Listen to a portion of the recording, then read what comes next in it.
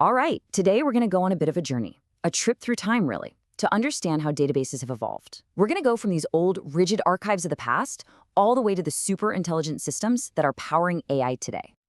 It's a totally fair question. It feels like every time you turn around, there's a new database name popping up, right?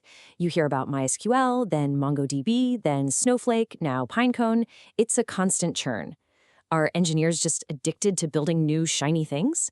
Or is there something deeper going on? Well, it turns out there's a really cool story here about how technology adapts to solve brand new problems. And this right here, this is the absolute key to understanding the whole thing. The history of databases isn't this story of old tech getting thrown out for new tech.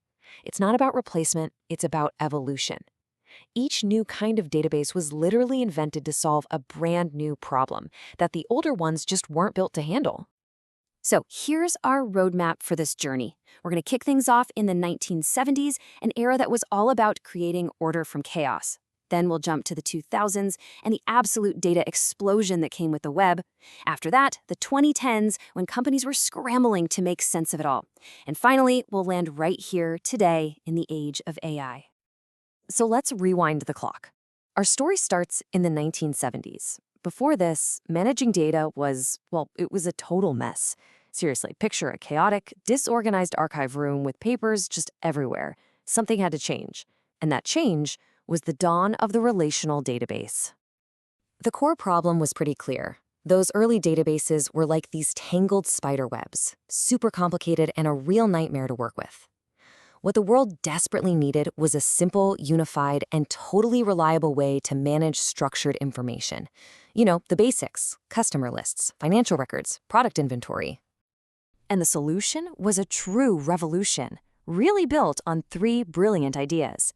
First, a researcher named E.F. Codd came up with this beautifully simple idea: just organize everything into tables, like a spreadsheet. So simple. Second, that led to SQL, a universal language for asking those tables for data. And third, the final piece of the puzzle, something called ACID transactions. This was huge. It basically guaranteed that an operation, like a bank transfer, would either work perfectly or fail completely, with nothing weird happening in between. Total reliability. So, this gives us our first big metaphor, and it's a great one. Think of a relational database, like MySQL or Oracle, as a massive, perfectly organized library. Every single piece of data, every book, has its exact spot on a specific shelf. It's predictable, it's reliable, and for decades, this was the absolute gold standard for pretty much every business out there. And for a good 30 years, that standardized library was king. It ruled the tech world. But then, an explosion happened. Something that this perfect, orderly library was just not built to handle. Of course, I'm talking about the internet. And this ushered in a whole new era, the era of NoSQL. The internet just unleashed a fire hose of data on a scale nobody had ever imagined. It brought what we now call the 3 V's of big data. First, the sheer volume was mind-boggling. Second, the velocity. It was coming in so incredibly fast. And third, the variety. It wasn't neat and tidy anymore. It was messy data, coming in all different shapes and sizes. And all of a sudden, our perfect standardized library, well, it started to look really rigid, kind of slow. It just couldn't keep up with the messy, unpredictable data pouring in from the web. I mean, think about it. Social media posts, user profiles, sensor data. So a new core problem emerged. How in the world do you handle all of this efficiently? And here's the cool part. The solution wasn't to tear down the library. No, it was to build a bunch of new, specialized buildings right next to it. And that is the perfect metaphor for NoSQL. See, NoSQL isn't just one thing. It's a whole family of databases, like specialty warehouses, each one custom-built for a specific job the main library was just bad at. These specialty warehouses come in 4 main flavors. You've got document databases, like MongoDB. Think of them as warehouses for flexible parcels, perfect for user profiles where everyone's information might be a little different. Then you have key-value stores, like Redis. These are like super-fast express lockers, great for caching things to make a website feel snappy. You've got columnar databases, built to analyze massive columns of data, like logs from IoT devices. And finally, graph databases, like Neo4j, which are designed to map out complex webs of relationships, like who's friends with whom on a social network. Okay, so let's take stock. By this point, companies have their reliable library for transactions, and they've got all these new specialty warehouses for their web-scale data. But this created a whole new headache. Their data was now all over the place. So how could you get a single, unified view of your entire business? And that became the next million-dollar question. See, those day-to-day operational databases, they weren't designed for deep, heavy-duty analysis across massive data sets. Trying to run a huge analytical query on your main transaction database would be like shutting down a busy supermarket during the holiday rush just to count the inventory. It would grind the entire business to a halt. And so, to solve this problem, the Cloud Data Warehouse was born. Now, systems like Snowflake or BigQuery are a completely different beast.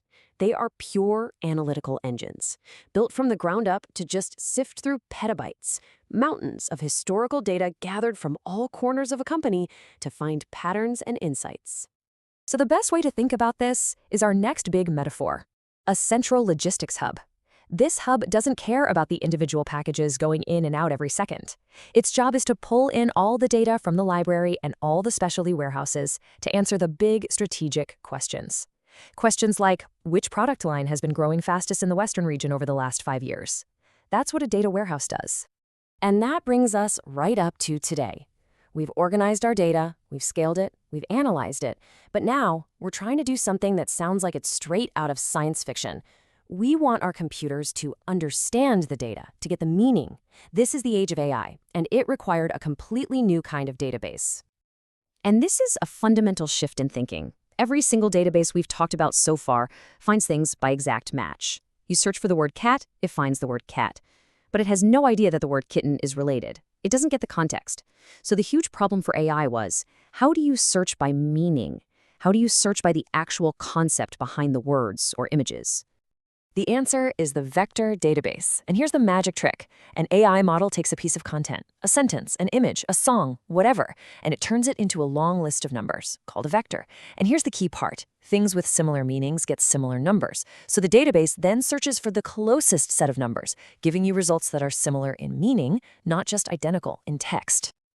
And this gives us our final, most futuristic metaphor, the intelligent warehouse. It's organized not by an item number, but by meaning. You can show it a picture of an apple, and it can find you pictures of pears, oranges, maybe even red balloons, because it understands the concepts of fruit and round red things. It's an absolute game changer.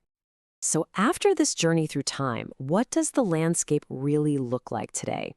Well, we've built the library, the specialty warehouses, the central logistics hub, and now this incredible intelligent warehouse. And the thing is, they all exist together, side by side.